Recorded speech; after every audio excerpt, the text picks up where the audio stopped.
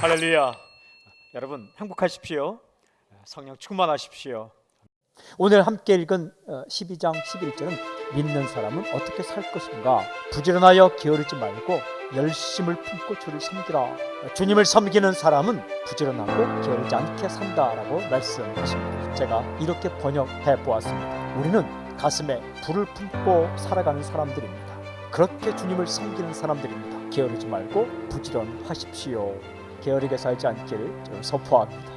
게으르지 않고 부지런하다, 이거 두 글자로 줄이면 근면이라고 할 수 있습니다. 기억하십시오. 근면함이 지혜입니다. 성경 읽어보니까 게으른 사람은 아주 고생을 한다라고 기록하고 있어요. 그런데요, 자기만 힘든 게 아니더라고요. 잠언 10장 26절 이렇게 기록되어 있어요. 게으른 자는 그 부리는 사람에게 마치 이의 식초 같고 눈의 연기 같으니라. 아주 강렬한 표현이에요. 신맛이 아주 강한 식초를 먹으면 어떻게 됩니까? 소름이 끼치기도 합니다. 게으른 사람은 옆에 있는 사람을 몸서리치게 만든다. 눈에 연기 같다. 게으른 사람은 곁에 있는 사람을 눈물 나게 만든다라는 거죠. 질문이 있어요. 오늘 가장 중요한 질문. 우리들이 부지런하게 살 수 있는 방법은 무엇일까? 성경을 묵상해 보았습니다. 예수님의 삶을 묵상했습니다. 세 가지로 정리할 수 있어요. 첫째는 하기 싫은 핑곗거리를 찾지 말고 해야 하는 이유를 찾으라. 게으른 사람의 모습을 잠언 22장 13절은 아주 정말 이 그림을 그려 보이듯 이렇게 말씀하세요. 게으른 자는 말하기를 사자가 밖에 있은즉 내가 나가면 거리에서 찢기겠다 하는지라.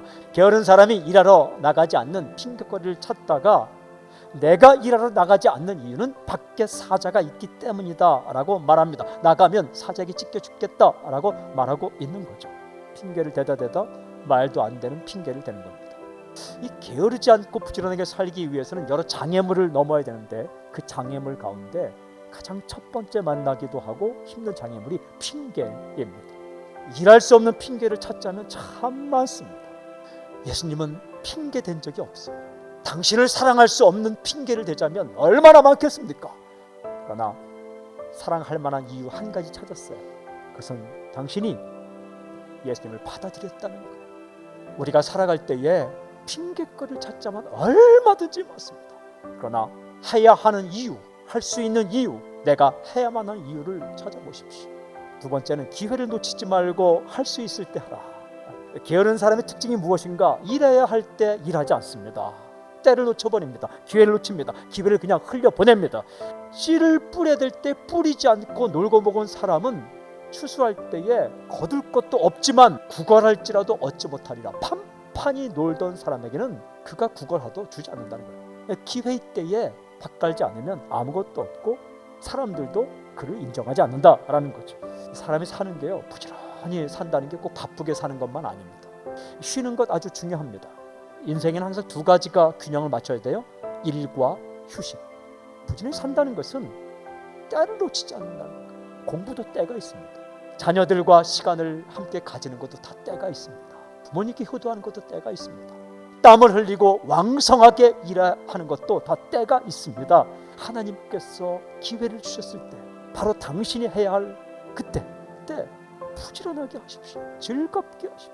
세상에 큰 일, 작은 일이 있는 게 아니라 하나님께서 내게 맡겨준 일이 큰 일이에요. 기회를 놓치지 말고 할 수 있을 때 일하라 라고 주께서 말씀하십니다. 세 번째는 남의 일에 참견하지 말고 자기 일에 집중하라 라는 거예요. 이 게으른 사람의 특징이 뭔지 아십니까? 자기 일에는 집중하지 않고 다른 사람의 일에 훈수 두고 참견하는 일에 아주 열심을 냅니다. 그러나 부지런한 사람은 자신의 맡은 일에 집중을 합니다. 근데 사람이 이렇게 일하다 보면 때로 나에게 맡겨준 일이나 사람이 부담으로 느껴질 때가 있어요. 10년이 지나도 20년이 지나도 자신에게 맡겨준 이 사람이 부담이 아니라 행복으로 기쁨을 느낄 수가 있다면 그냥 선물로 느낄 수 있습니다. 얼마나 좋습니까? 사는 게 다 그렇다는 거예요.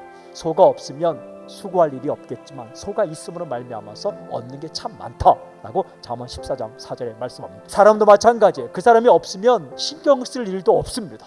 모든 게 다 완벽하고 좋은 사람, 그런 사람은 없습니다. 어떤 일이 맡겨지든 내게 맡겨진 일, 내게 맡겨진 사람들을 묵묵히 섬기고 부지런히 살피고 아주 기쁘게 자신의 일을 할 때에 그 삶이 아름다워져. 그게 부지런히 사는 거예요. 그 사람이 그 일이 큰 일이고 중요한 사람입니다. 당신께 맡겨줬기 때문에 기회를 놓치지 마십시오.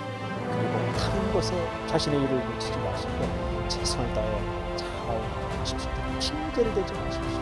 하나님의 백성 또한 예수 믿는 사람들, 하나님 만난 사람들은 이 땅 가운데 그럭저럭 살지 않습니다. 어떤 일을 만나든 어떤 곳에 가든 무슨 누구를 만나든 최선을 다하고 열정을 품고 불을 품고 살아가는 사람들입니다. 천국 백성 이 땅 가운데 그렇게 살아갑니다. 근면이 지혜입니다. 게으름은 어리석으며 미련한 것이요 근면함이 지혜입니다.